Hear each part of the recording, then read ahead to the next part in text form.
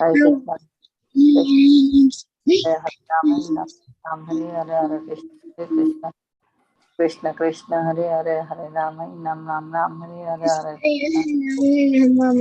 Krishna Hare Hare, Hare Ram,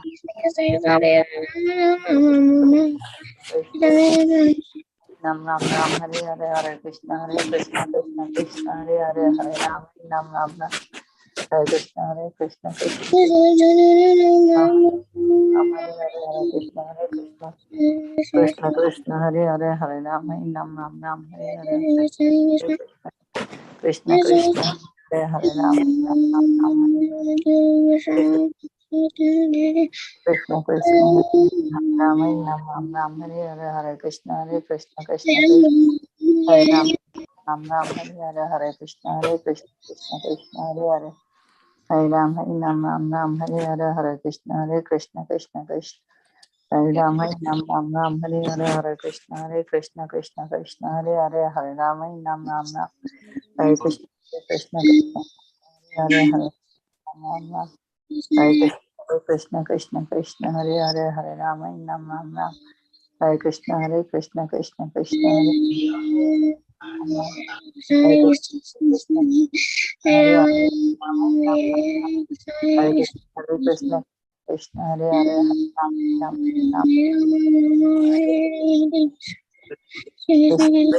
Hare, Hare Ram, Ram Ram Hare Hare, Hare Krishna Krishna Ram Hare Hare, Hare Krishna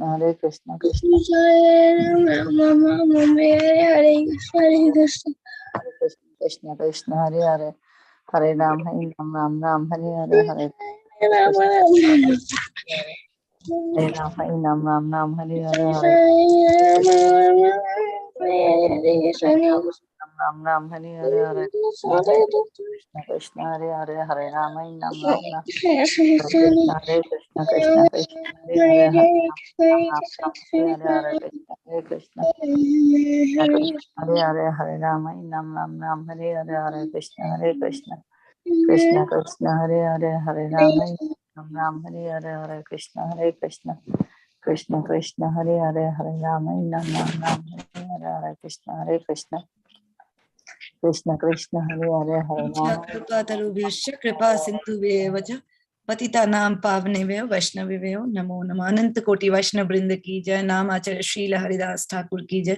प्रेम से श्री कृष्ण चैतन्य प्रभु नित्यानंद श्री अद्वैत गदाधर शिवासादि गौर भक्त वृंद की जय। श्रील प्रभुपाद की जय। गुरु महाराज की जय। All glories to the assembled devotees. Please accept my humble obeisances. This is Anuradha Devi Dasi from Dallas, Texas. For interrupting your ecstatic chanting, but it's time to move on to our Caitanya Bhagavat section. So may I know who all are there in this morning with us? Hare Krishna, Anuradha Mataji, Dandavat Pranam, Srila Prabhupada ki jai, Guru Maharaj ki jai, Preeti Dasi from Charlotte. Hare Krishna. Hare Krishna, Mataji. Please accept my humble obeisances. All glories to Srila Prabhupada and Guru Maharaj. Thank you for your association, Mataji. Hare Krishna. Hare Krishna. Hare Krishna, Anuradha Mataji. This is Khanda from Baltimore. Please accept my humble obeisances. All glories to Srila Prabhupada, Guru Maharaj, and all glories to you and your services. Hare Krishna, Kamadagi Mataji. Please accept my humble obeisances. All glories to Srila Prabhupada and Guru Maharaj. Thank you for blessing us by your presence, Mataji. Please continue doing so. Hare Krishna, Dandavat Pranam. Hare Krishna, Dandavat Pranam. Hare Krishna, Anuradha Mataji. Please accept my humble obeisances. Jai Shri Prabhupada. Very nice to see you. Thank you so much for your warm welcoming. This is Preeti Devi Dasi from Caitanya. Hare Krishna, Preeti Mataji. Please accept my humble obeisances. All glories to Srila Prabhupada and Guru Maharaj. Thank you so much for your sweet, sweet association as always, Mataji. Continue doing so. Hare Krishna, Dandavat Pranam. Hare Krishna, Mataji. This is Balavrinda. Hare Krishna, Balabrinda. Please accept my humble obeisances. All glories to Srila Prabhupada and Guru Maharaj. Thank you so much for your wonderful association. Hare Krishna, Dandavat Pranam. Hare Krishna. Hare Krishna, Mataji. Dandvat Pranam. All glories to Srila Prabhupada. This is Neetu from Baltimore. Hare Krishna, Neetu Mataji. Thank you so much for your association. All glories to Srila Prabhupada and Guru Maharaj. Thank you so much, Mataji. Dandavat Pranam. Hare Krishna Mataji, Dandvat Pranam. Please accept my humble obeisances. All Gurus to Srila Prabhupada and Shri Guru and Gauranga and all assembled devotees. Yashamati from Chicago. Hare Krishna, Yashwamati Mataji, please accept my humble obeisances. All glories to Srila Prabhupada and Guru Maharajas. Thank you so much for your association, Mataji. Thank you. Dandavat Pranam. Hare Krishna, Dandvat Pranam.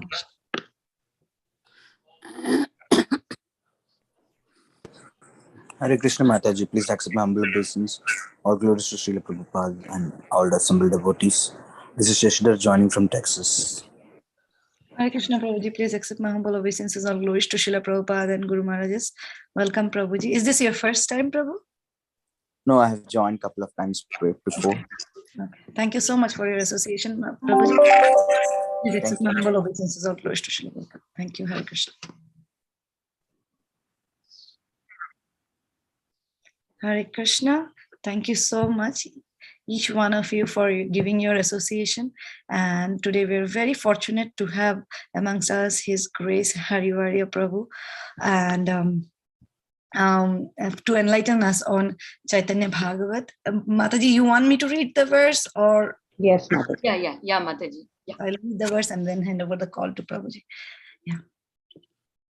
June 27th, when our eyes are anointed with love of God, we can see Him everywhere. We have to develop our seeing power by developing love of Godhead. When one is sufficiently developed in Krishna consciousness, he can see the Lord every moment within his heart and everywhere, wherever he goes. San Francisco, June 27, 1971. Jai Srila Prabhupada. Thank you so much, Prabhuji. We welcome you on Bhakti Sangha. On behalf of Bhakti Sangha, we are very, very grateful to you, Prabhuji.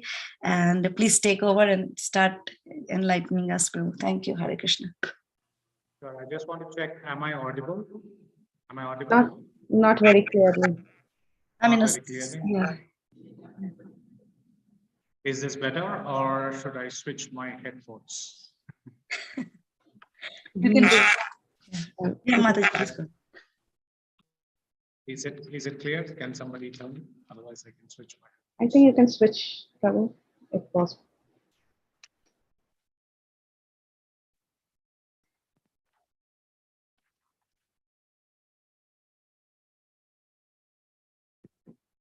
Hare Krishna, is this better? Yes, perfect, Prabhu. Thank you, Prabhu. Hare Krishna. Sometimes the most costliest headphones don't work. That's right. Okay. First and foremost, thank you very much for inviting me to this session. And this is about Sri Chaitanya Bhagavat. In fact, last time around, I was told that the group of Bhakti Sangha Japa group is very enthusiastic to hear Valmiki's Ramayana. Of course, all Ramayans are beautiful. So today, there's another opportunity to delve deep into this subject matter, a very beautiful topic of how Nityananda Prabhu very nicely exhibits these wonderful qualities of Lakshmana. So today, the topic of the session is called as the irrepressible Lakshmana. Irrepressible means the uncontainable, the always angry. The angry young man, the real angry young man of Lakshmana. That's what we're going to speak about today. But before we speak, I would like to gather the blessings of all the assembled Vaishnavas, the Gurujanas, our Acharyas, my spiritual master, and Jagat Guru Srila Prabhupada, and all the wonderful Acharyas who have commented on Valmiki and Ramcharitmanas, etc. Om Ajnanatimirandasya Jnananjana Shalakayam Chakshurunmilitam Yena Tasmai Shri Gurave Namaha Shri Chaitanya Manobhishtam Sthapitam Yena Bhutale Swayam Rupa Kadamahyam Dadati Swapadantikam Vandeham Shri Guru Shri Utapatakamalam Shri Gurun Vaishnavamscha Shri Rupam Sagrajatam Sahagana Raghunathan Vitam Tam Sajivam Sadvaitam Savadutam Parijana Sahitam Krishna Chaitanya Devam Shri Radha Krishna Padan Sahagana Lalita Shri Vishakhan Vitamscha He Krishna Karuna Sindho Dinabandho Jagatpate Gopesha Gopika Kanta Radha Kanta Namostute Tapta Kanchana Gaurangi Radhe Vrindavaneshwari Vrishabhanusute Devi Pranamami Hari Priye Vancha kalpatarubhyascha kripa sindhu bhayevacha patitanam pavanebhyo vaishnavebhyo namo namaha. Namaum Vishnupadaya Krishna Prishtaya Bhutale Srimate Bhaktivedanta Swami Nitinamine Namaste Saraswate Deve Gauravani Pracharine Nirvisesha Shunyavadi Paschatya Deshatarine Jai Shri Krishna Chaitanya Prabhu Nityananda Shri Advaita Gadadhara Srivasadi Gaura Bhakta Vrinda Hare Krishna Krishna Krishna Hare Hare Hare Rama Rama Rama Hare Hare Kujantam Rama Rameti Maduram Maduraksharam Aruhya Shakham Vande Vande Malviki Kokilam. Jaya Jaya Shri Chaitanya Jaya Nityananda Jaya Advaita Chandra Jaya Gaura Bhakta Vrinda Jaya Jaya Shri Chaitanya Jaya Nityananda Jaya Advaita Chandra Jaya Gaura Bhakta Vrinda Jaya Jaya Shri Chaitanya Jaya Nityananda Jaya Dvaita Chandra Jaya Gaura Bhakta Vrinda Mukam Karoti Vachalam Pangum Langayate Kirim Yat Pratamaham Vande Shri Gurum Dinatarinam Parabananda Madhavam Shri Chaitanya Ishwaram Hari Om Tat Sat. Hare Krishna.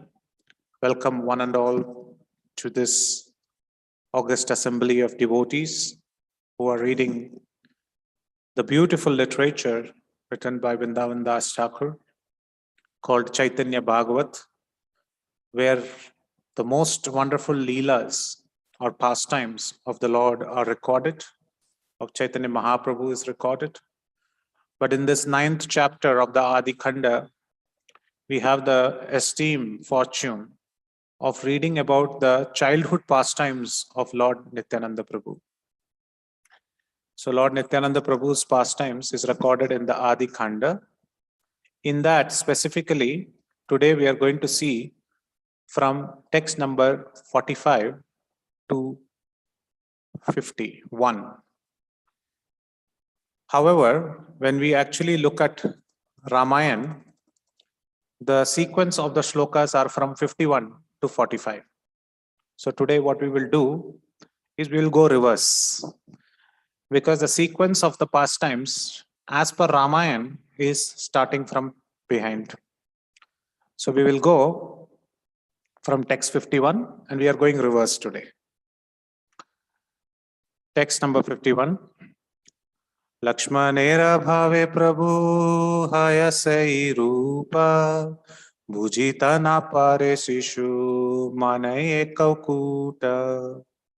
Translation: Lord Nityananda was absorbed in the mood of Lakshmana. The boys, however, could not understand this and thought it was just a game. Commentary by Srila Bhaktisiddhanta Saraswati Thakur. In this verse, the word bhave means in the mood of or in the nature of. So this is the verse very beautifully mentioning text 51, and as we go through each text, we will try to analyze the different meaning.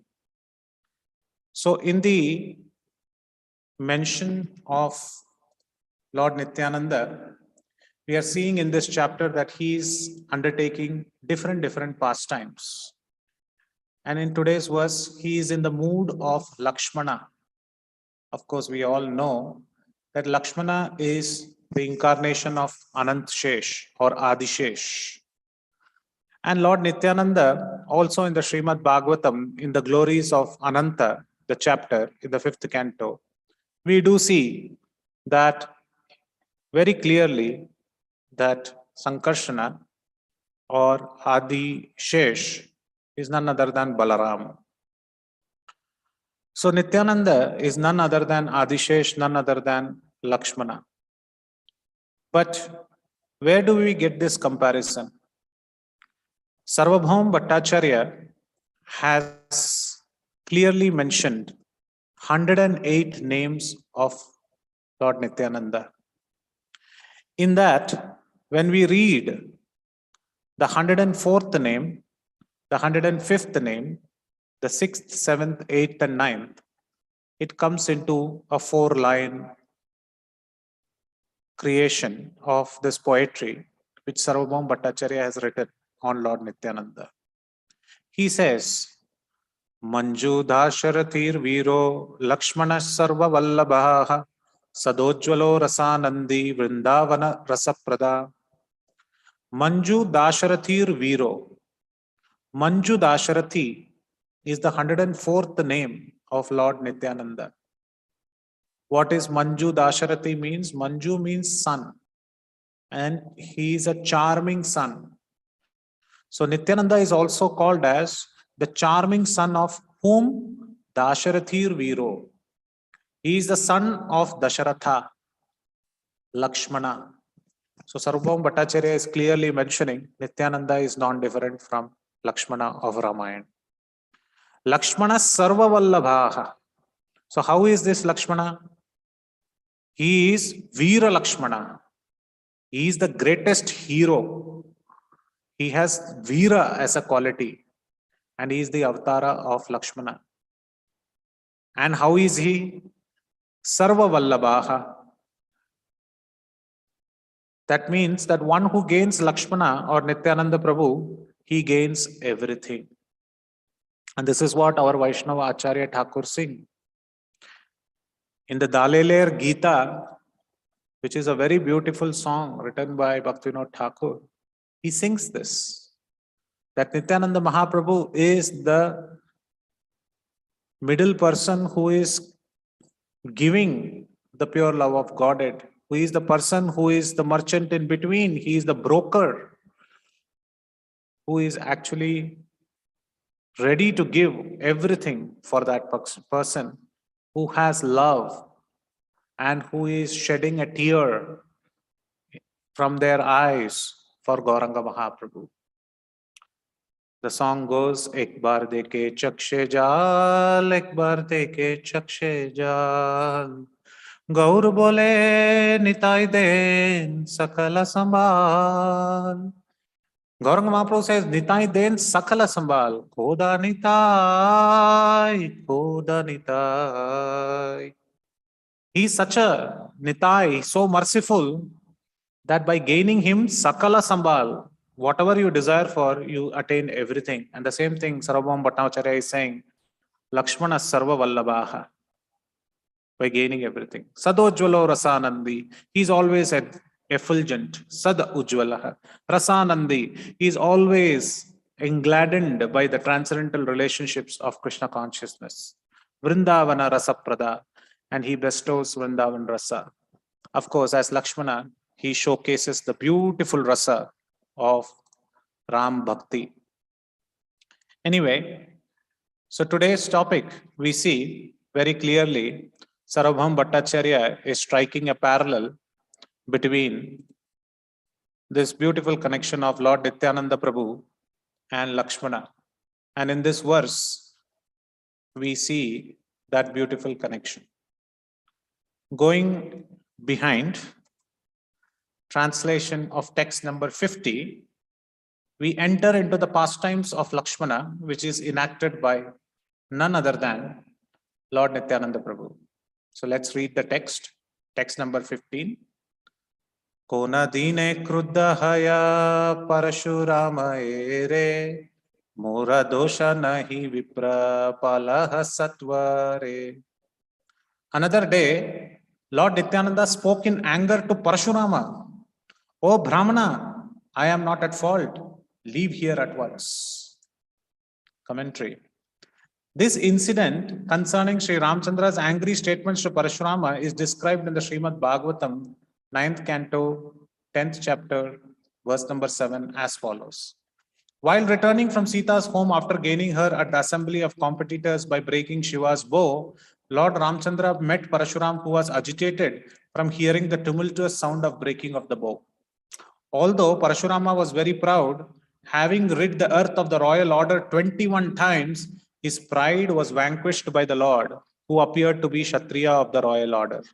One should also refer to Ramayana Adi Khanda, chapter 76, and Mahabharata Vanaparva, chapter 99, verse 42 to 55 and 61 to 64.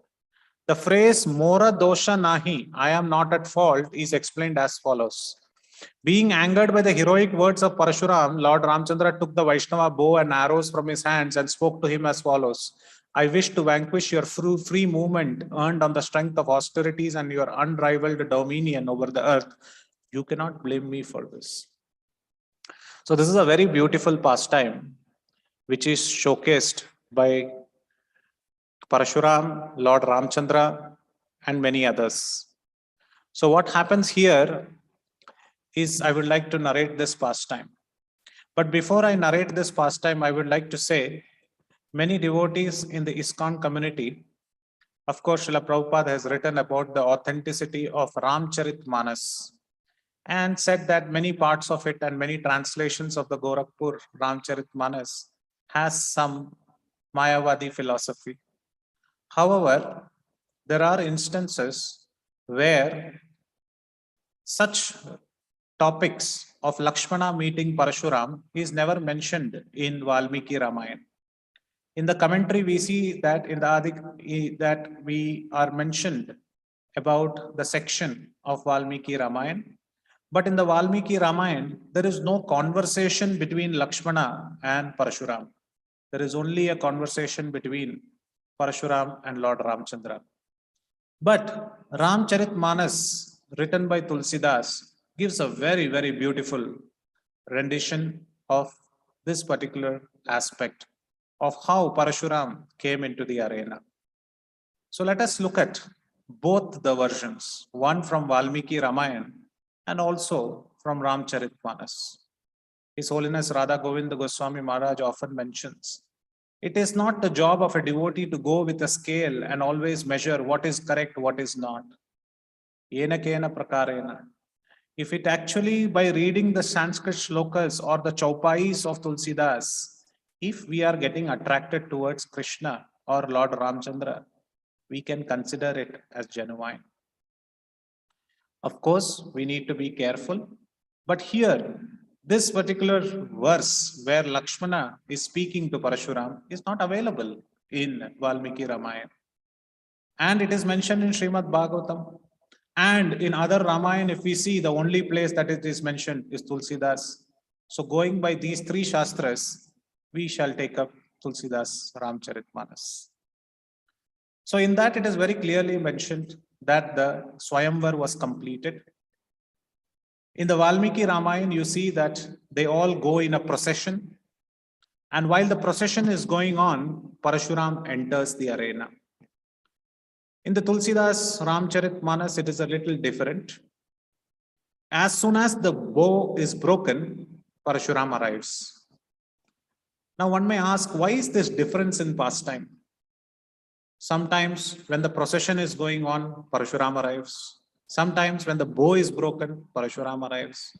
A standard answer in ISKCON is different yugas, different pastimes. But actually, the answer is given by Bhaktivinoda Thakur. In his book called Krishna Samhita, in chapter number 7, he mentions that these pastimes happen in the hearts of the devotees. And the Lord gives many, many realizations in the heart of the devotees. And hence his pastimes are always continuing. Just like the moon rises from the eastern horizon, and it seems to us that it has disappeared, but somewhere else on the planet, it is still existing. So just like the moon is always existing in one part of the planet or the other, similarly, the Lord's pastime is constantly going on in one heart of the devotee or the other, and hence these pastimes may differ. So it is very much correct that we see that between two Shastras, a little bit of pastime changing here and there. So because we are looking at Ramcharitmanas, so let us look at this particular section of the Parashurama's pastime. It so happens that the bow is broken and Sita is coming with a garland and she garlands Lord Ramchandra. At that time, Janaka says, Iyam Sita Mamasuta Sahadharmacharini Iva, the famous shloka that please accept her as your wife. Rama says, look, the contract was only to break a bow. My Gurudev has not given the order to go ahead and get married. Unless my Gurudev accepts and tells me to get married, I am not going to marry. He just told me, please go and lift the bow and see. I went, I lifted, it broke. This is all the contract that I know. There is no point of a girl garlanding me. I am getting married. These things are not told by my Gurudev, Vishwamitra. So hence I am not going to accept. Vishwamitra came running and said, Rama, the whole thing I wanted you to break the bow was only for this purpose. Please go ahead and accept the garland. So when the spiritual master mentioned, he accepted the garland. But at that very time, what happened was, there was a great nimitta. Nimitta means sign. In the early ages, people could see the movement of birds and they could get to know the oncoming event which is going to happen. These are indications by Mother Nature about the activities that are supposed to happen. All the birds started screeching and started fluttering away. This is a great science. Not many people know about it, but Srila Prabhupada writes 1 or 2 books which we can refer where such sciences are being mentioned. Anyway, when all the birds started screeching, at the same point of time, Valmiki Ramayana mentions that there are a lot of animals which started moving towards the left-hand side of the body. Then Dasharatha asks Vashishta, I see a great impending danger coming. Do you see the same signs? Vashishta mentions that I also see it by the nimitta, by the indications that I see, but it seems like it will come in a swift way and it will go away in a similar fashion. So you don't need to worry, Dasharatha, says Vashishta. But in the Valmiki Ramayana, Dasharatha and Vashishta are not, in the Ramcharitmanas, Dasharatha and Vashishta are not there.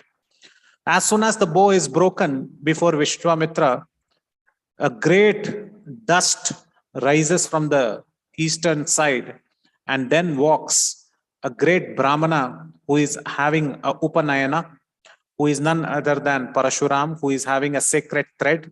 He has matted hairs. He has Vaishnava tilak. At the same time, he has ashes on his body to commemorate his spiritual master's identity, who is Lord Shiva himself. He carries with him a bow, arrows, a quiver, and he has an axe in his hand. Everybody shivers and trembles at his step that he takes towards the royal courtyard where the bow was broken. Many kings who were wicked were thinking that this is their final day. They thought that they will come, break the bow, and win the girl. But they never knew that today they will meet death themselves, because it was none other than Parashuram who had killed 21 times the Kshatriya and who had gifted the Mother Earth to none other than the Brahmanas. He was the son of Jamadagni, walking with bloodshot eyes, red eyes. He walked straight into the arena. Nobody could look at him eye to eye. Many of the kings started fainting at the very look of Parashuram. And they were afraid that if he looks at them straight eye to eye, their heads won't be found on top of their body. Having such tremendous amount of fear, everybody put their head down. At the same point of time, some of the Kshatriyas, it is mentioned in the Valmiki Ramayana and the Ramcharitmanas, started calling out their ancestors' name as if to give an Aadhaar card or a social security number. In the earlier ages, there was a system, and even today it is practiced in many Vaishnava custom or Vaishnava rituals, that whenever an elderly person comes to the assembly or to our house, the practitioner of the Vedas, he should offer something called as Abhivadaye. Abhivadaye means salutations. Generally, in my young age, my father used to teach me this particular Abhivadaye. Whenever elder persons visit the place, they don't ask what is your name. In fact, you give the entire lineage. You keep both your hands to your ears and you tell what is that you are doing? What is your shastric study? So you say Abhivade, Angi Rasa, Bahar Spritya, Bharadwaja, Trayorisheha, Pravaranite, Bharadwaja Gotraha, Apastamba Sutraha, Yajur Shakhadhyai, Sri Haridasa Varya Namaha, Aham Asmin Bo. This is the introduction that the lineage would give. It would say you are coming from which Rishi's Gotra, which Veda you are studying. What is your Gotra? What is your name? What is your spiritual name? Who is your spiritual master? This personality in this body, in this lifetime, I pay my respectful obeisances unto you. This was a very beautiful culture. And the Kshatriya kings were offering their Abhivadaye, the salutations, to none other than Parashuram. Parashuram sometimes used to casually look at them, that who is offering me salutations, and also checking if their mantras pronunciations are correct, because he is a Brahmana also. He's a Brahmana who turned into a Kshatriya. So he checks, and when he looks at them casually through his left eye, people start to tremble as if their heads are going to be chopped off. So such was the fear. And he walked straight into the arena and immediately saw a big crowd of assembly of people surrounding Lord Ramchandra because they are trying to congratulate him for breaking the bow. And immediately he asks this question.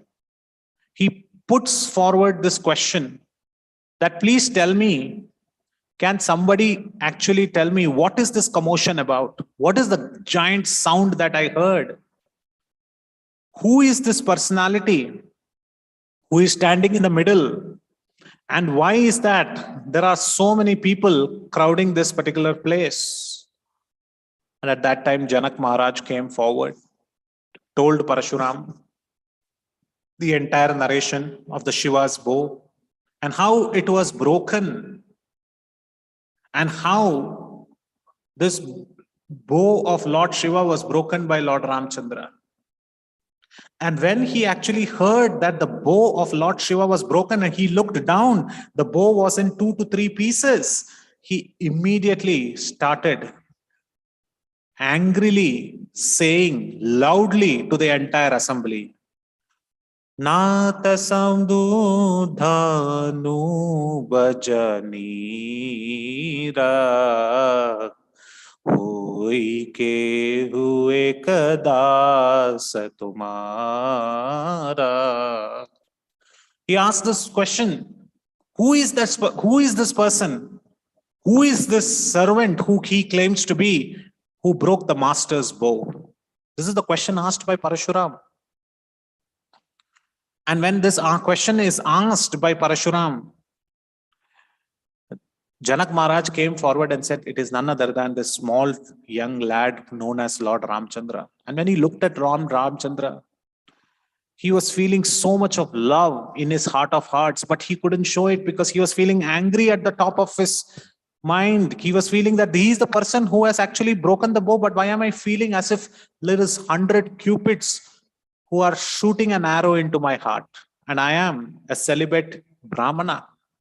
And why am I feeling this intimate, loving affection towards this little lad who is looking as good as a blooming lotus? But nevertheless, he asked this question, who is this servant who does such a service? Sevaka sojau karo sevakai. Who is such a servant who such a service? Arikarani kari karalai galarai. He says, who is such a person who says he's a servant, but he's actually an enemy of my spiritual master, of my Lord Shiva? He says, listen, O Rama, whoever has broken this Shiva's bow, let me tell you, he is my enemy. And he is no less than the enemy of the 1,000 armed Kartavirya Arjuna whom I have killed. So Parashuram was very well known to be the killer of Kartavirya Arjuna. And he says, Rama, so please tell me who has broken the bow, and tell him to stand apart from this assembly. You all are standing together. The person who broke the bow should stand apart. And I am going to kill that person. And I am going to pick up a fight against that person. And it is at this time that Lakshmana smiles. Because Lakshmana is an angry young man. And the minute he meets another angry young man, he is supremely happy.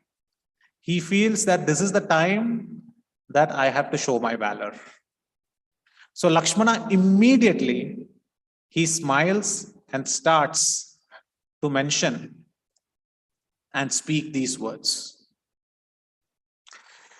He says, Suni muni bachana lakhana musukane Bole parashu darahi apamane. Suni muni bachana lakhana muskane. Lakhana, his Lakshmana is smiling, hearing the words of Parashurama. And he spoke. And what did he speak? He spoke with entire amount of sarcasm in his words. And just for parashu darahi apamane, just to make him feel insulted, Lakshmana started speaking. Look at that. Everybody is afraid of looking at Parashuram, and Lakshman starts speaking to Parashuram. And he says, Bahudanim tori lari ke ma kabahuna hi ashirishi kini gosama. He says, many times in my childhood, I have broken many bows, many sticks, many times. Not one, not 200 times I've taken a twig and broken into two. But let me tell you, never such a person has come angrily the minute I broke a bow. It is very strange that when I broke another such bow, and that also I did not break, my brother broke, and he just broke it. He just took it up and touched it, it broke. And you are coming, you are the first time we are seeing, we have broken many hundreds of such bows. But why are you coming so angrily? I don't understand. And who is that? Who are you? Hearing this, Parashuram became so angry. He said that, who are you? And whoever you are, Janak, please take care of this young lad. He has no idea whom he is speaking to. He is almost at the grip of the death, and he has no idea whom he is speaking to. And what are you speaking about? Small bows that you have broken. The bow that you have broken is the mighty bow of Lord Shiva, and it is known as the Tripurari's bow, the bow that shot an arrow and killed the 3 cities and the Tripura demon. And you are calling this bow a small bow? You are insulting my spiritual master? Mind your words. Otherwise, you will be brought to death, Parashuram said to Lakshmana. At that time, Lakshmana, if anybody else was there, they would have kept quiet, but Lakshman kept on going. Lord Nityananda Mahaprabhu is playing all this part. This conversation is being played out as his childhood pastime. And Lakshmana said with a smile, listen. You know, for me, all bows are alike. Whether you call a small bow or a big bow, what gain or loss can be there? And moreover, you ask Janak Maharaj, this was already a broken bow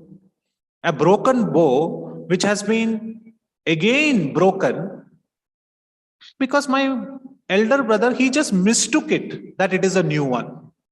He didn't even think that this is an old bow. He thought it is a new one. Let me see to string it. And he picked it up, he touched it, it broke. So for this small trifle of a mistake, of a trivial mistake, why are you being so angry? I don't understand. Listening to this, Parashurama started taking his axe, started touching his axe. And he started casting on his axe and he started gripping his axe. And he said, you are a dull person, the person who is speaking to me. Janak, tell this boy that he will be the single cause of elimination of the entire Kshatriyas available at this place. And I have offered this earth to the Brahmanas again and again, killing such Kshatriyas who are arrogant in nature. And I have always given it to the Brahmanas. And I have chopped off the arms of Sahasra Bahu. So tell him, do not bring woe to his parents. Tell this princely lad called as Lakshmana, the most cruel axe will fall on him. And in fact, when I pick up the axe, even those mothers who are carrying children in their wombs, they get aborted. So what to speak of this unruly lad who is trying to speak in front of me? At least at this time, Lakshmana should keep quiet. But Lakshmana is Nityananda Mahaprabhu. He continues to speak. He says very exquisitely, I can't understand you. You say you are a Kshatriya, but you look like a Brahmana. You again and again say that you have killed so and so, so and so. If you are a Brahmana is supposed to be humble. And you think, puni puni mohi dekhava kutaru chahat udhavana fumki paharu. You feel that you again and again touch your axe, and you feel that at your every breath, you can even blow away the mountains. But let me tell you something, the real Kshatriyas don't even speak greatly about themselves. They just show themselves in the battle. So why are you, who are you? Are you a Brahmana? Are you a Kshatriya? And you seem to say that you will blow away us and you will kill us and you will eliminate the entire Kshatriya race. Let me tell you, we are not small pumpkin seeds that you can just blow it away from your palm. This is the height of sarcasm. And this is, he's telling not to Durvasa, he's telling to Parashuram, who is angry that his spiritual master's bow is broken. And while all this is going on, Parashuram turns to Rama and says, look, tell your younger brother to just shut up. If he doesn't shut up, then I believe that you are the one who is actually giving him this fuel to speak. And if he doesn't keep quiet, let me tell you, I am going to bring the greatest of harm to both of you. At that time, Lord Ramchandra smiles and he says, why are you taking offense of people who are younger to me? He's just a child. He's just a child. And Lord Ramchandra mentions this beautiful way. He says, he's just like a small child who is not knowing that the greatness that you possess, Parashuram. And his milk in his lips from his mother's breasts have not even dried up as of now. So Rama is offering pacifying words, and Lakshmana is not happy that he's being contained. He is irrepressible Lakshmana, uncontainable Lakshmana. He's very angry. But he's saying that his milk has not even dried up, So please excuse him. Excuse him that he is a small boy. And small boys, sometimes they say so many things. So why are you even worrying about this? So don't take offense over this, and you just leave. I know you are a great personality. At that time, Vishwamitra also speaks because he's a spiritual master, and he says, look, just because Vishwamitra, he's your disciple, I'm not doing anything to him. Otherwise, I would have chopped off his head right now. But at that time, Lakshmana doesn't keep quiet. Lakshmana says, he starts to mumble amongst himself and he says, so what? So what if I am a little child? You are the one who is telling that you will show your prowess. I am ready to fight. And when Parashuram hears that, he gets more angry. He gets more angry. And he says, take away this child out of my sight. Take away this young prince out of my sight. He's going to lose his life right now. And I'm holding my axe and I'm going to lift my axe. At that time, Lakshmana again puts a sarcasm and says, if I want to go away from your sight, you just close your eyes. If you close your eyes, I will be gone. Why do you want me to move? Nobody can move me. And this is true. Who can move Adishesh? Adishesh cannot be moved unless he feels that he can be moved. At that time, Gosai Tulsidas gives a very beautiful chaupai. He says, Gaura Sharira Shama Mana Mahim Kalakuta Mukha Paya Mukha Nahim. Parashuram says, Gaura Sharira. He says, Gaura Sharira. Maybe, I do not know, it's my speculation, that Tulsidas in the 16th century, he knows Gauranga Mahaprabhu had appeared in the 15th century. So maybe he's writing it this. Gaura Sharira, this boy, Parashuram is saying, seems like he has a whitish hue, but let me tell you, Shama Manamahim, he's completely black. He's having a whitish hue, but he's completely black. And what did you say, Rama? He has milk in his lips? No. Kala kuta mukha paya mukha nahim. He has fully poison on his lips. Indirectly, Parshuram is saying he is Adishesh. He is not white, he is black. And what does he have? Poison in his lips. So Adishesh, the greatest of the serpents, Parshuram understands he is none other than Adishesh. And he says, Rama, I don't want to talk to this boy anymore. And Ram says, don't worry, you are a Brahmana. But actually you came with axe and bow and arrows, and that is the reason why he thought that there is a fight to be fought with you. So if he had not seen you with bows and arrows, he would have never fought with you. So please excuse him. And Parshuram gets even more angry at Ramchandra. He says, again and again, you are just nullifying my Brahmanical prowess. If you think you are a great personality, why don't you take this bow of mine, which is known as the Vishnu's bow, and take an arrow and pull it right behind your ear. And Rama effortlessly picks up the bow. And this transfer of the bow, the Acharya's comment, marks the end of Parshuram's Leela. And this entire Satyavish avatar of Vishnu, who is Parashuram, transfers his entire responsibilities to the current avatar, who is Lord Ramchandra.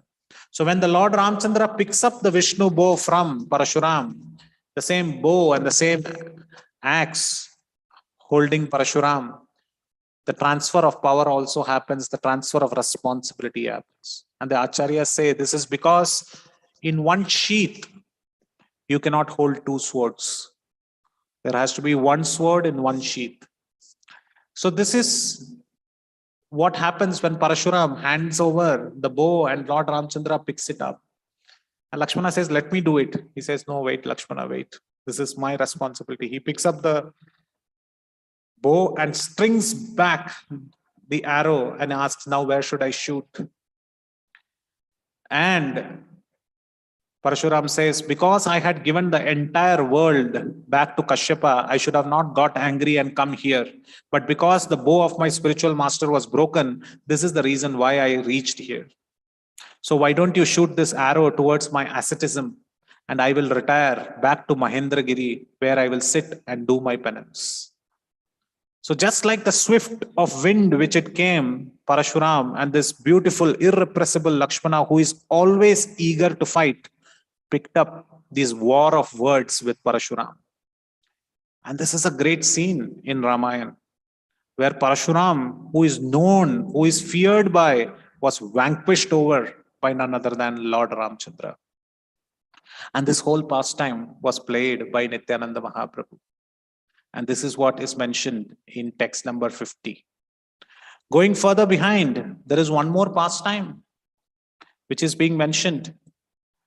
And what is that pastime? The pastime is about Lord Lakshmana meeting Sugriva. So this is mentioned in text 47.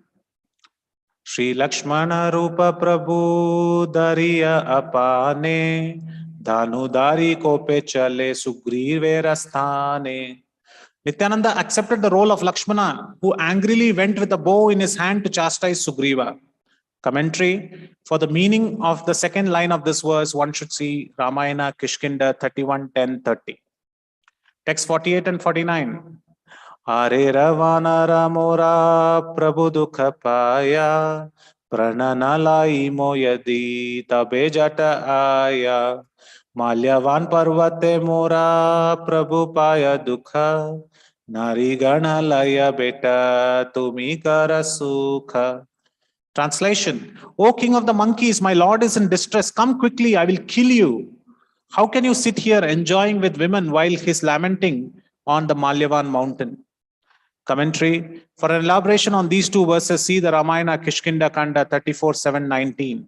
Although the Ramayana Kishkinda Khanda chapter 28 verse I mentions Malyavan mountain, in chapter verse 27 verses 1 and 29, the mountain is referred to as Prasravana mountain. In the Mahabharata Vanaparva chapter 279 verses 26 and 40 and chapter 281 verse 1, this mountain is also referred to as Malyavan. So this is another wonderful pastime where Lakshmana is getting ready to go and chastise Sugriva. So this was the pastime when the 4 months of rainy season was over. Vali was killed and Sugriva was made the king. And Rama was waiting for 4 months. And this is what happens when complacency seeps into devotional life. When we are complacent, we get attracted by sense and sense pleasures. And this is what happened to Sugriva. Though in the initial start of the months, he sent his word to various different Vanaras, after that he started enjoying completely in the sense objects of his kingdom. Because he was banished from the kingdom by Vali for such a long time, when he got sense objects, he started enjoying with his wives like Ruma and also enjoying with Tara, who is the wife of Vali. So much so that Lakshmana said, I will go immediately right now and kill Sugriva. Rama said, no. Why are you getting angry, Lakshmana? We have signed a pact with him and there is no point in killing. And killing should not be the first method. First talk to him. First tell him. First remind him that he should obey and he should not forget his pact. The pact of friendship. The pact of acceptance of helping me to search out Mother Sita. So this is what the Lord does. He sends Adi Guru Lakshmana to remind us of our spiritual duty. This is why spiritual masters are there. When we are deeply enjoying like Sugriva in the material world, completely enjoying the senses, the spiritual master arrives at our door. Sometimes he is angry at the disciple not following the 4 regulative principles, not following the 16 rounds of chanting. And he is completely angry, arriving at our doorstep and reminding us that you should go back home, back to Godhead. You should go back to your principles. So Lakshmana said to Rama, why don't you also come? We both will chastise him completely. Rama said, I have taken a vow that I will not enter any city in this 14 years. Because I gave that pledge to Kaikeyi, so I cannot enter into any kingdom. So Lakshmana, you go. At that time, Lakshmana keeps walking. He keeps every step. And his arrows make marks on the mountains. He sends arrows ahead to clear the path, and he keeps walking and he reaches the outskirts of the Kishkinda's kingdom. He sees the beautiful ramparts. He sees the great monkey warriors who are patrolling the ramparts of the fort of Kishkinda. And he's so astonished to see all these people are engaged in their own activities. And then he enters into the precincts of the fort and he stands outside with the eyes which are bloodshot with anger, rage, extremely angry that Sugriva has forgotten his promise. And while thinking it in this particular way, he is sending a message to the messenger who is standing outside the gates of Kishkinda that you please go and tell the brother of Lord Ramchandra, the greatest warrior on planet Earth, the king of the Raghu dynasty, Raghunatha, his younger brother, his younger Anuja, Lakshmana has arrived. And when the messengers saw the bloodshot eyes, the Kshatriya valor of Lakshmana, the bow is tingling, the quivers are tingling with pinpointed arrows, and he's breathing heavily like a 5-headed serpent. They felt very fearful and they ran inside the palace of Kishkinda. They ran inside, and at that time Sugriva was completely intoxicated. They told Angada of this news. Angada and Hanuman went and started slapping on the cheeks of Sugriva that, wake up, you are intoxicated. Wake up, Lakshmana has come. Now you have forgotten your promise. This is not the way to act. But this person was totally drunk. And along with him, the other 2 ladies, Ruma and Tara, both were drunk. They were so drunk that they could not even walk. They were intoxicated. Now many people ask, why are these people who are devotees, they are drinking? But please understand, Brahma had told all the devas to assemble. And it is a common practice that the devas and the demigods, they engage in such pleasures. So many of Valmiki Ramayan's quotes say Sugriva was entirely doing lusty activities, and Tara was also involved in it, who was Vali's wife. So much so that Sugriva, when he came to his little bit of senses, in his intoxicated, inebriated sense, he told Tara, why don't you go and manage the situation?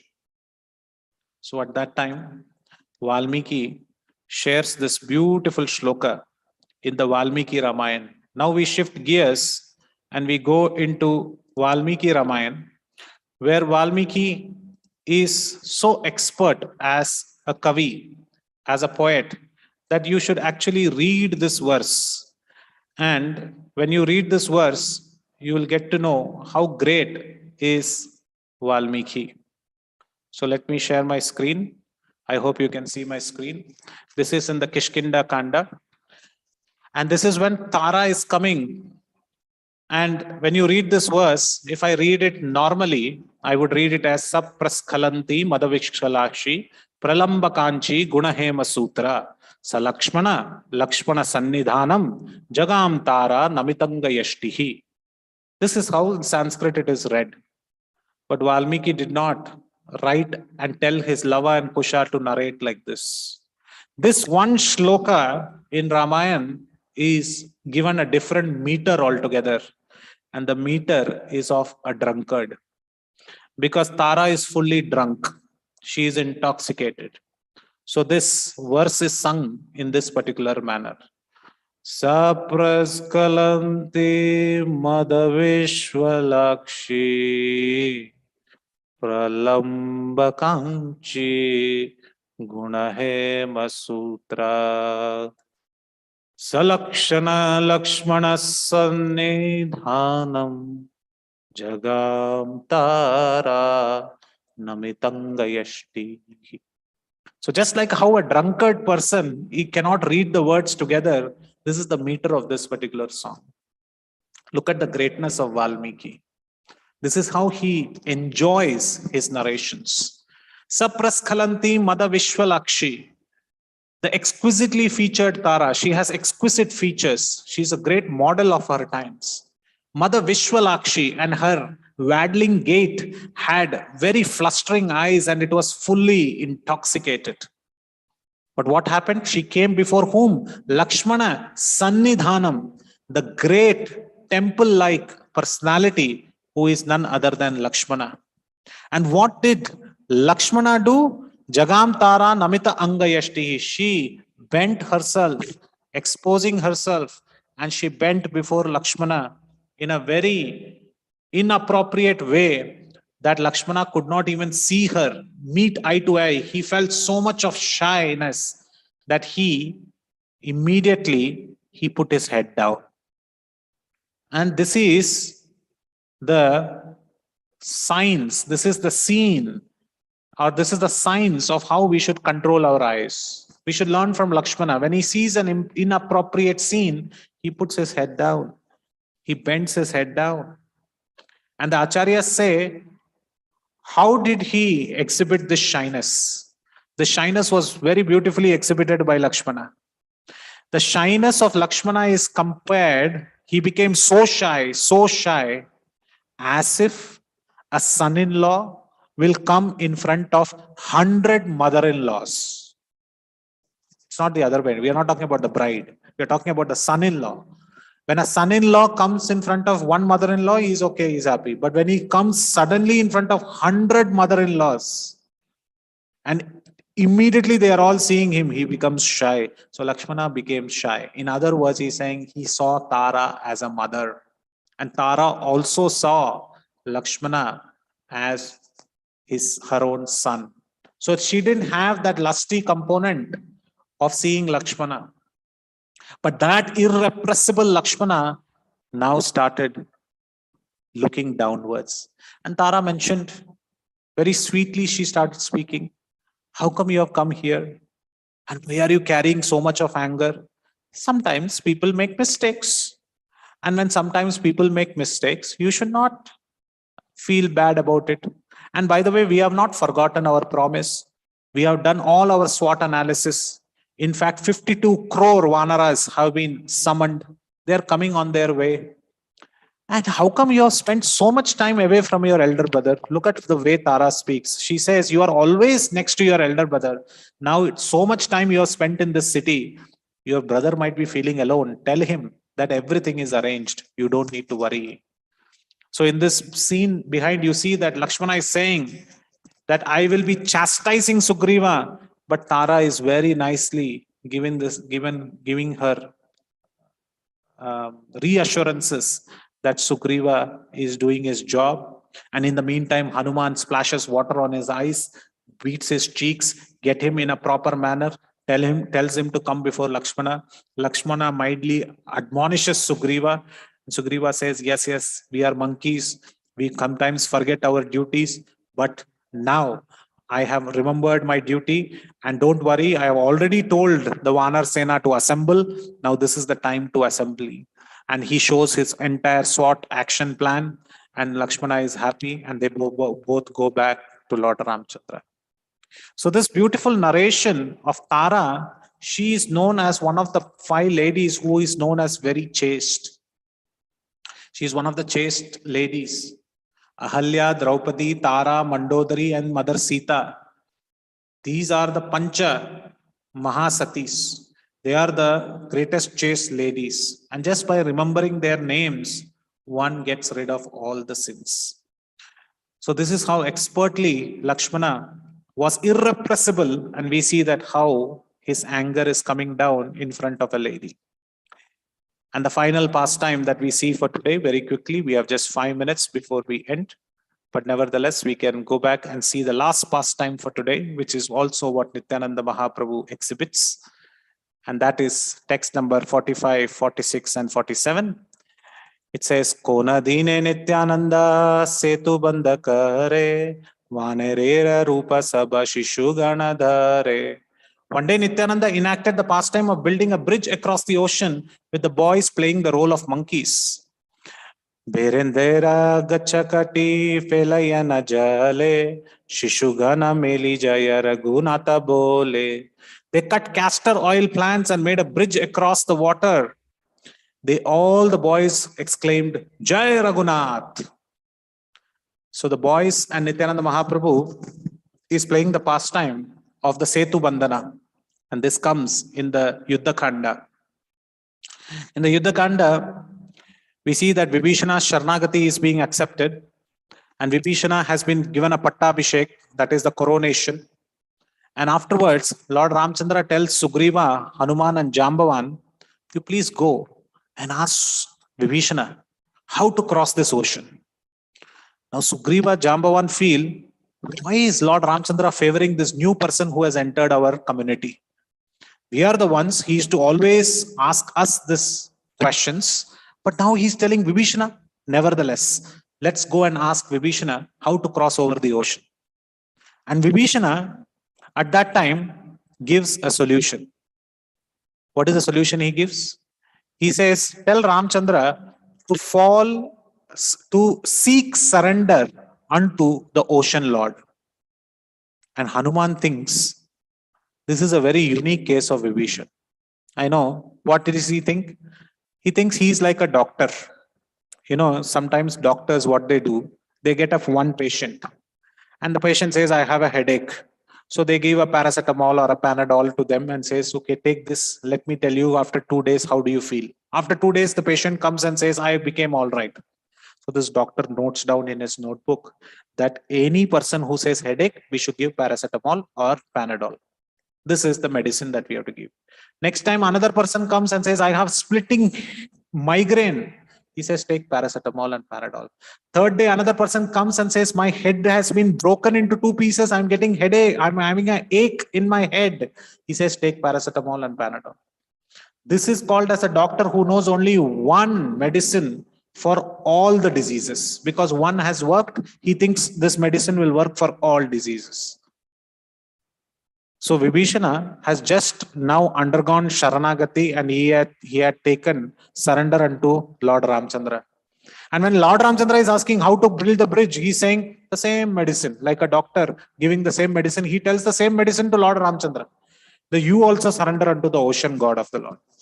You also surrender unto the Samudra Raja, the king of the oceans. Lord Ramchandra smiles and he says, my devotee, when he says something, I will not say no. So he accepts the surrender and starts to lie down for 3 days.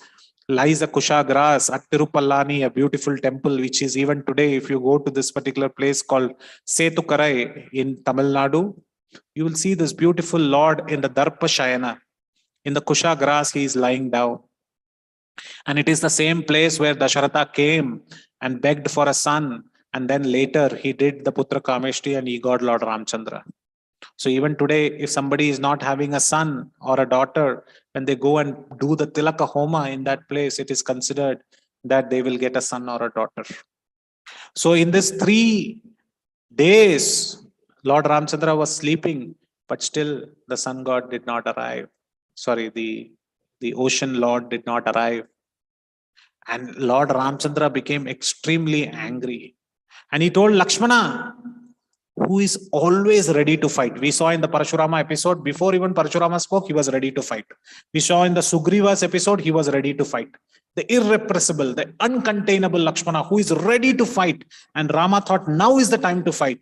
He says, Chapamane Saumitre, please bring my bow and arrow. This is the time to shoot the Ramban on this ocean and dry it up, and everything will dry, and my monkeys will just walk across the ocean. I don't need to build any bridge. I don't need to build any solution. I don't need to do anything. I will just shoot this arrow. Chapamane Saumitre. Bring my chapa. Bring my bow. At that time, Lakshmana went and brought the smallest of the bows that you can imagine. Rama said, what has happened to you? You are the angry young man. Without even saying a word, you will start fighting. But now you are bringing me the smallest of the bow. Bring my bow, Kodanda. I am going to shoot the arrow. He brings a little larger bow, but still not his Kodanda. He says, Lakshmana, what has happened to you? I am angry. I am going to shoot an arrow. Bring me the arrows. Lakshmana brings the smallest of the arrows, which are blunt in nature and has no feather tips, no blazing tips, nothing, and it is not even inscribed with the name Ram. He gives twigs from the ocean floor. Whichever has just come from the waves of the ocean, he just picks up that and gives. The Acharyas comment, why is Lakshmana doing this? The irrepressible Lakshmana, one who is always intending to fight, why is he not ready to fight? Why is he making this? The Acharyas give 2 explanations. But before that explanations, I would like to ask this question to the audience. Why is Lakshmana not giving the arrow and the bow to Lord Ramchandra? Why the one who always wants Lord Ramchandra to shoot and ready for a combat and a battle is not ready, is not giving the right weapons to Lord Ramchandra to shoot an arrow? Anybody would like to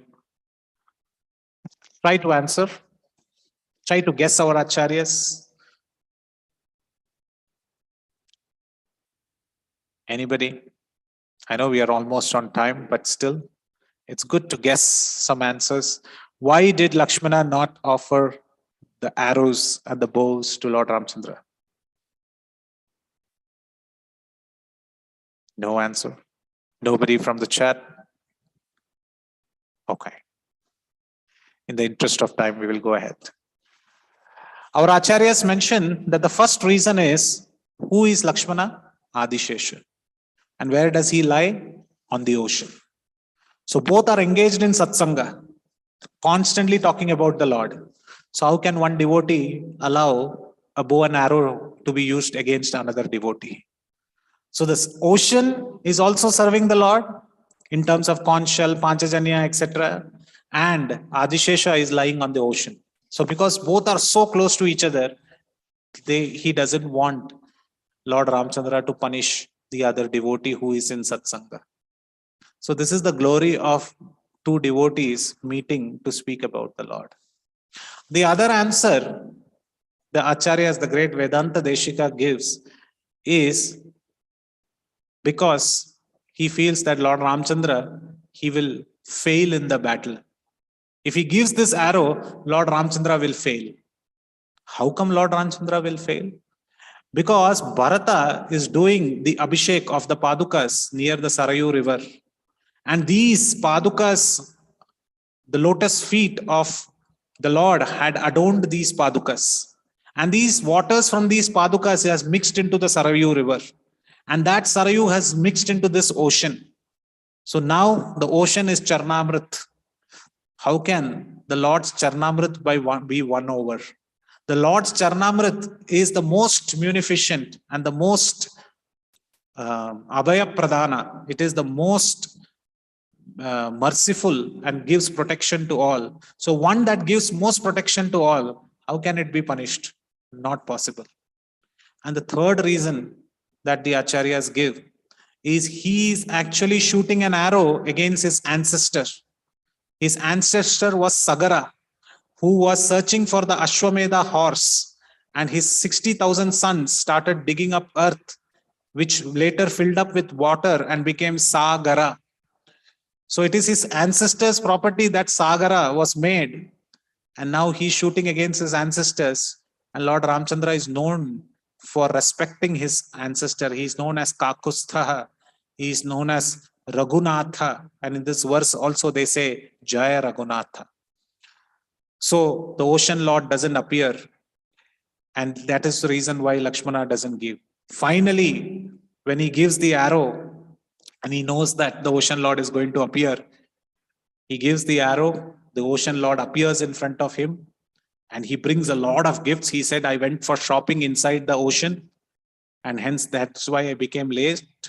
I was not on Amazon Prime. It didn't give me one-day delivery. So I had to carry all this, and he gives all the different jewels and rubies and emeralds to the Lord. And the Lord now says, but I have strung my bow. I have strung my bow. Now you tell me, where should I release this arrow? Because once I string my bow with an arrow with a blazing tip, I cannot let it go. And the ocean says, towards the west, there are these people, these aborigines who are diluting my waters, who are making it impure. I would like you to shoot the arrow there. And the Lord Ram, looking eastwards, shoots the arrow. The arrow goes westwards and falls in the today's world of Rajasthan, which makes the Thar desert and also the Ran of Kutch. So even today, that place is barren because Lord's Ram Ban touches the ground and then comes back to his quiver. At this point of time, a devotee of Ramanujacharya says, pause right now. This scene has to be paused and says, Rama, why are you doing this? Why are you playing this supreme natak, this drama? Rama asks, what did I do?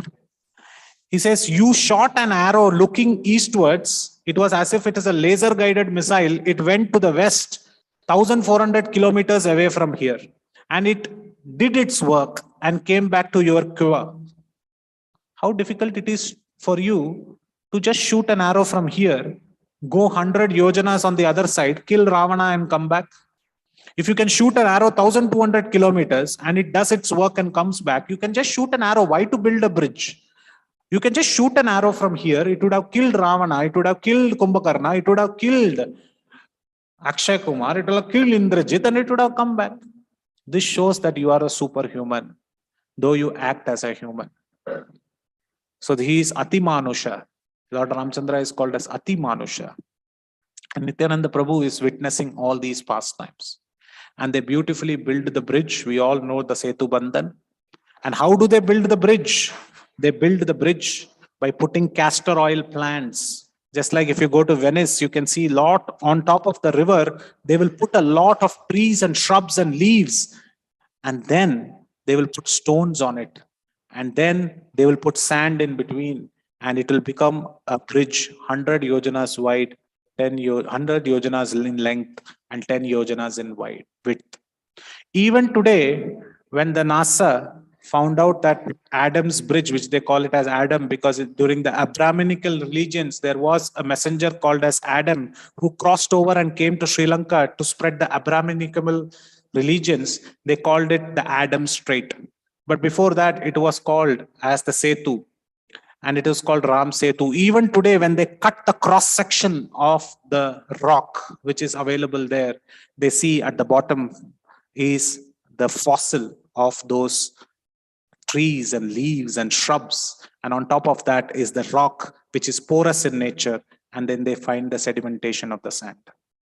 So such was the beautiful Setu which was constructed from one place to another, and Nityananda Prabhu is exhibiting all these wonderful pastimes of meeting Parashuram face to face, meeting Tara and looking down, and we see how the irrepressible Lakshmana at the end, having love towards his devotees, and Parashuram, who had guessed him correct that he is Gaura, but at the same time he is having poison in his lips, is none other than Adishesh.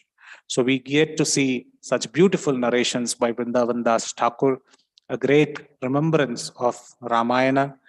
I urge each and every devotee to pick up Valmiki Ramayana and read these beautiful sargas and the shlokas. Every verse, like Srimad Bhagavatam, you can spend your years and years on it. And all kinds of Ramayana gives us that ultimate bliss towards the lotus feet of Lord Sri Ramachandra. Thank you very much. Srila Prabhupada ki jai. Yadastras khalitam kinchit vidvam satpurayantu tat yadastras saushtubam kinchit tat guror eva me nahi. If there are any errors in this presentation, those are truly mine. But if there was something nice which you could take back and relish, that truly belongs to my spiritual masters. At the end, I will also like to say, Mandrahinam, Kriyahinam, Bhaktihinam tu Janardana, Yat Kridam tu Maya Deva, Paripurnam Tatastute, Prayachityani Sheshani Tapakarma Atmakani Tanim, Tatsat Sri Krishnar Panamastu. Mantrahinam, if the mantras were not chanted correctly. Kriyahinam, if they were not orated in the right fashion. Bhaktihinam, if they had no bhakti. But when we say the name Janardana, Krishna, it completes all the three. And hence all glories to the spiritual masters and all glories to Srila Prabhupada. And all these efforts are offered unto the lotus feet of our Ishtadev, who is none other than Krishna. Tatsat Sri Krishnarpanamastu. Thank you very much. Hare Krishna. Jai Gaur Premanande.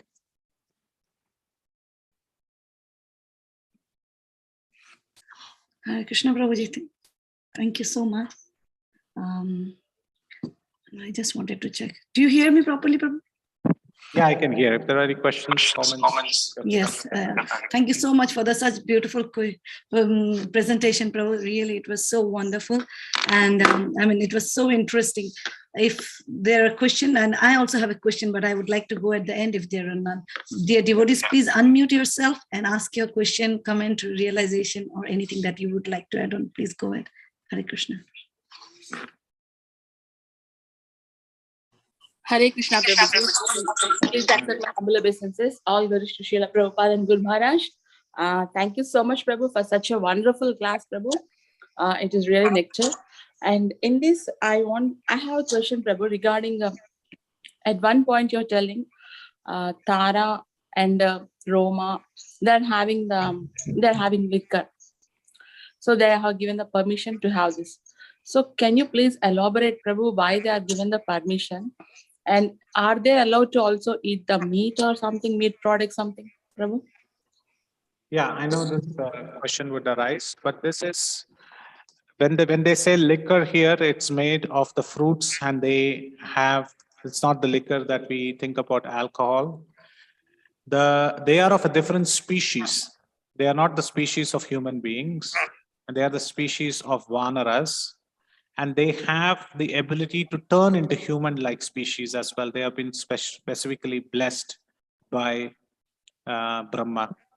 We do see that even if they are Vanaras and they are part of the Lord's pastimes, because they can come in the association of the senses and sense objects, they can get complacent. We see another example, which is the Dividha gorilla, who extendedly associated with one of the demons and later was killed by Balram, though he fought shoulder to shoulder with Lord Ramchandra in the Lord Ramchandra's war. So we see that sense objects are very strong. And this is being displayed by Sugriva, Ruma, Tara, everybody. And I couldn't read through the shlokas, but they explain this very carefully. They say that yes, we have been swayed away by our senses. And for any practitioner, we should not get swayed away. And they are playing the part of the jivas, and Lakshmana is playing the part of the spiritual master. They are showcasing ourselves, that how we were in this material world many lifetimes and how we are swaying away by the pleasures of the senses. So it is not allowed, because we see from the pastime that Lakshmana comes and admonishes this behavior, and afterwards we see that they didn't pick it up. And similarly for meat eating, they never used to eat any meat because they are vanaras. So they used to always engage in fruits, roots, etc. But these are some of the roots and some of the fermented roots that they drink as liquor. But this is not allowed.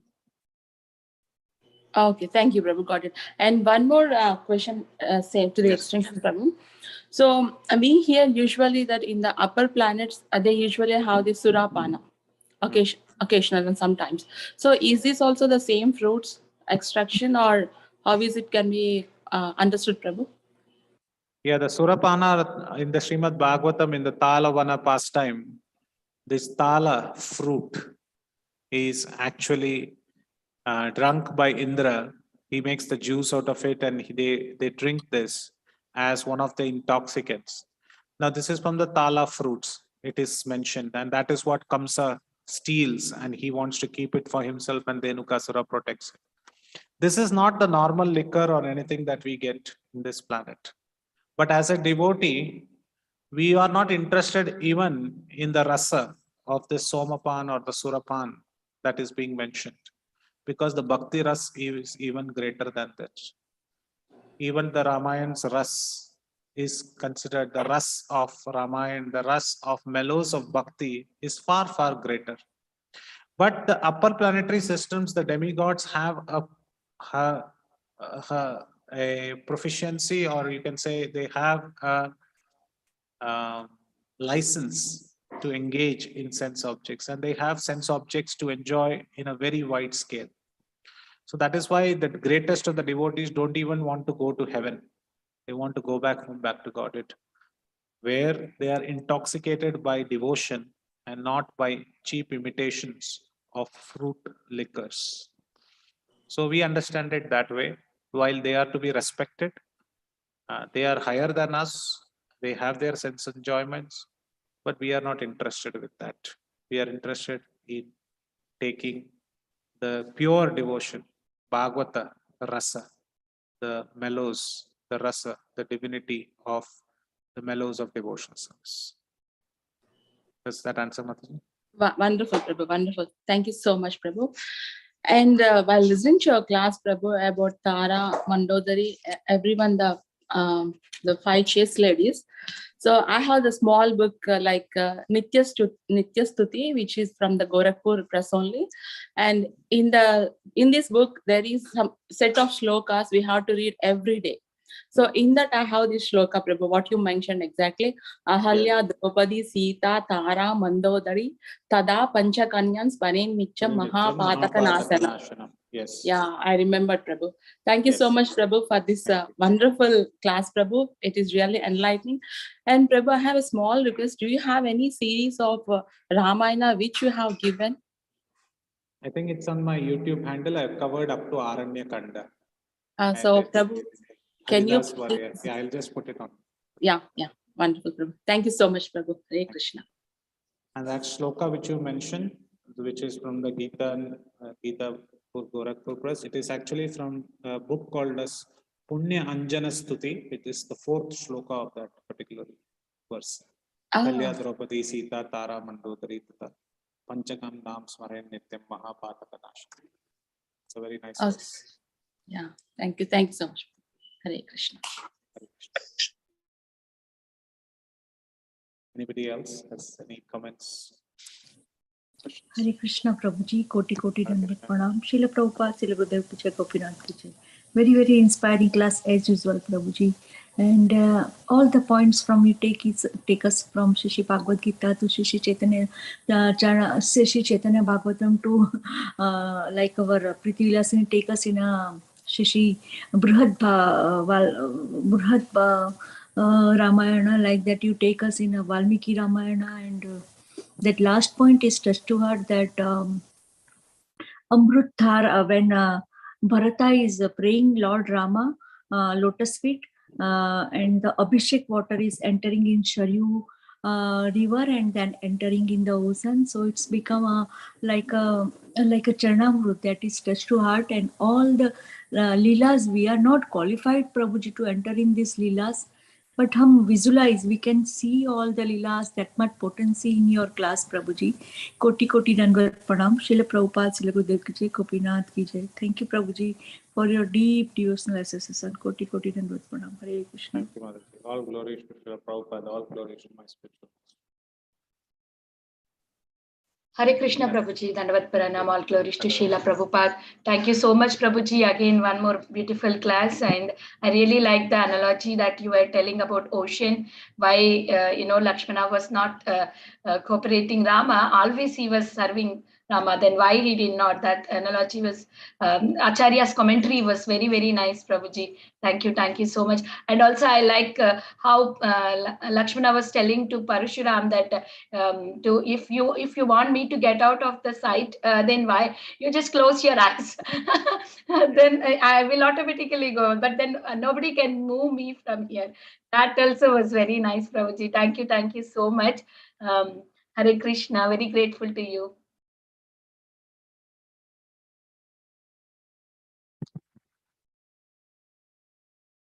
Any other questions? Yeah, Prabhuji, I would ask my question. Yes. Yeah, so as you were talking about Tara, when she came, she was intoxicated. And she came, and the picture behind you is Tara and Lakshman. Yes. That is the scene, right? Because I thought that seeing that deer skin, I thought it was Parshuram at first. But then as you explained, yeah. So Tara, I mean, when you were narrating, just by hearing, it felt like a human being, a normal Mataji, because she was inappropriate. But a naive question that I have, a monkey you can barely make it's a Mataji or a Prabhuji. How can, that person, I don't know if it's an appropriate question or not, but just if you can, yeah. I mean, how can an animal can behave anyway and it will not make any difference to the human being? And because we barely can tell it's a male or female unless we pay real attention. So would you explain that, Prabhu? Yeah. I would like to read Valmiki Ramayana and to explain. There are 4 places where this is particularly being mentioned. I'd like to read the Valmiki Ramayana. I'd like to share my screen. Let me know when you can see it. So this is in Balakanda. We can see the screen. Yeah, you can see, right? So here, I'm just looking at where there is a specific place where Brahma, if you look at this particular where Brahma orders gods to spawn forest rangers Vanara. This is the chapter number 17. If we go to this chapter, he comes to a particular shloka, and I want you to read that shloka. Prabhu, I'm poor at reading Hindi. Yeah, no worries. I'll read it for you. Yes. Yeah. Just a second. Just give me a second. I read it quite long back, so.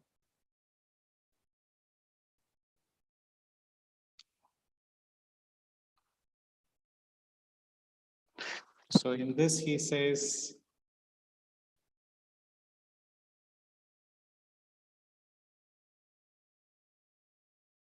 okay. So here he actually mentions the Vanaras. He creates the Vanaras and he says that you should go and you will have Kama Rupinam. Here it is. Here, there is a word that comes. Kama Rupa Balopayata Yata Kamam Vicharinaha Simha Shardula Sadrsha Darpena Cha Balena Cha. So here he says, Brahma is saying, several of the gods and great sages and eagle yakshas, and then there are valiant Vanara sons. they are endowed with guise-changing faculties. With bodily might and by their pride, they might be identical to lions and tigers, but they are born in their free movement in forests. So Brahma is saying they can change their form into human-like forms. And I would like to also showcase another verse, which is in the Yuddha Kanda, and how Rama knows this particular aspect. You will be astonished to know all these Vanaras, they cross the ocean not as sometimes as Vanaras, but sometimes as a human form. So they can change these particular forms, and Rama mentions this in the Yuddha Kanda. He says in the Suvela mountain, he says this particular verse, if I can find it, he says, please, I would like to tell you all Vanaras, this is like a match where you have to wear one colored jerseys. Because, he says, even the Rakshasas can change forms, and you Vanaras, because Brahma has given this particular ability, you can also change forms. So I would request you, none of you guys should change forms except 7 of us. He tells that particular shloka that only 7 of us will remain humans. Who are those 7? Lakshmana, Rama, Vibhishana, and the 4 people who came with Vibhishana. So 4 plus 3, 7. All 7 of us will be human beings, and you all should be Vanaras. You should not change your form from Vanara to human being. So this verse is there in Yuddha Kanda, where he says that please, from no longer, you should change into these forms. And by these 2 verses, we get to know from Valmiki Ramayana that these Vanaras have the ability to change form.